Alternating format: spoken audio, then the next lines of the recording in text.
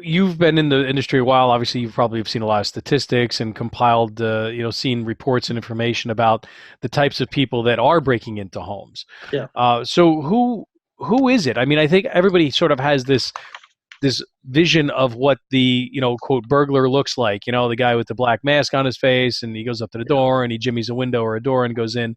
Um, so what have you found, or statistically, do are these hardened criminals? Are they teenagers? Are they a mix? Like, what's the percentage, roughly of the people that are out there that we need to be concerned with? Well, the Department of Justice actually breaks it down into five types of criminals that break into homes. I don't have the statistics on all of them. I can tell you about kind of who they are, and maybe a few statistics on a couple of them. The one that is glorified most on TV, and we refer to this one as the career criminal. It's what he does for a living. You and I go to work and have our jobs every day. Well, his work is to stake out a home. Usually, almost always, he's going to find a beautiful $1 million home somewhere in Florida. He'll probably be on the beach or some resort. And this guy is willing to stake his life, or risk his life, to break in this home. So these are, again, they're in the minority. You rarely hear about them, but when they do hit, they make a big impact. A few years ago here in Jacksonville, one actually got shot on a break-in attempt at a big home here at the beach in Jacksonville. The homeowner actually was awakened, heard a noise, and called the police. And the police actually had a gunfight in the garage where they and had to take him out. And so, and he was a career criminal. They found his car parked down the way, and in his car he had a list of every home he had broken into, from Hilton Head, South Carolina, to Vero Beach, Florida. Every home he had broken into, and what he had actually taken out of those homes, and things he didn't steal that were in those homes. Wow. Yeah. What a well-organized crook. He was, yeah, he was well organized. The second type is really a grim part of our society. We call this the violent criminal. He's a sex offender, extortionist, kidnapper. Unfortunately, this guy strikes when women and children are home alone. Again, it's a grim part of our society, and fortunately, this guy's also in the minority. But a good security system will even obviously protect against those kind of deals. Mm-hmm. The one we deal with the most of the five types is what we call the amateur, and these are these kids. The Department of Justice tells us that most of the residential break-ins are done by teenagers, middle teens to upper teens, usually 15 to 16, 17 years old.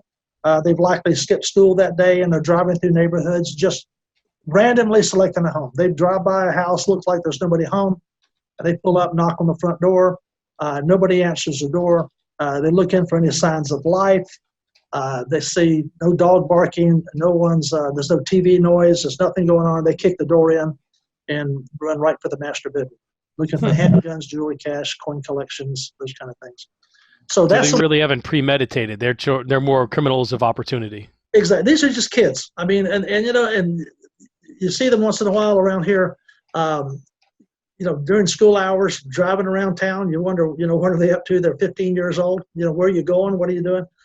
But so yeah, and there a lot of people think, well, they staked my house out, and these kids were just driving by, looked like there was nobody there. They typically will park in front of the home. They won't pull in the driveway because they don't want to get trapped.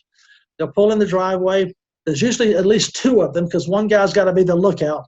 I had a customer just recently tell me, I was out on a call with one of the Bates security salespeople, and the lady told me, she said, "Russ, you're not going to believe this. The guy drank a beer and cooked pizza in my microwave, leftover pizza, while they were breaking in my house." So I said, that was the guy watching the driveway. He was your lookout. So he was making sure you didn't come home during the event. And they always have that back door unlocked so they can get out in a hurry in case you did pull in the driveway. And the car is usually either in front of the house or maybe one house down.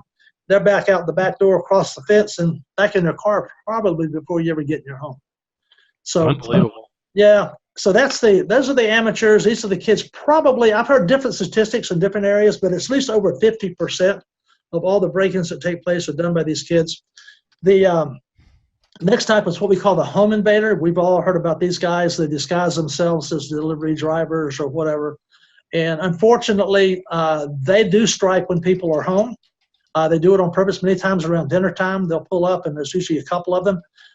We've even heard of them having a child with them, having a child come up and knock on your door, so you automatically open the door when there's a little kid standing there.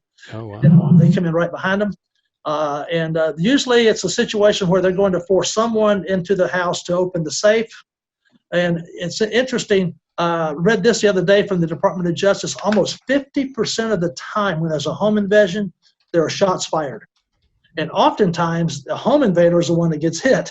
Yeah, So, good. yeah, absolutely. So we have those to deal with. The fifth type of criminal we deal with is the vandal. And now the vandal is, these are usually younger teenagers or even preteens. These kids are just out for fun.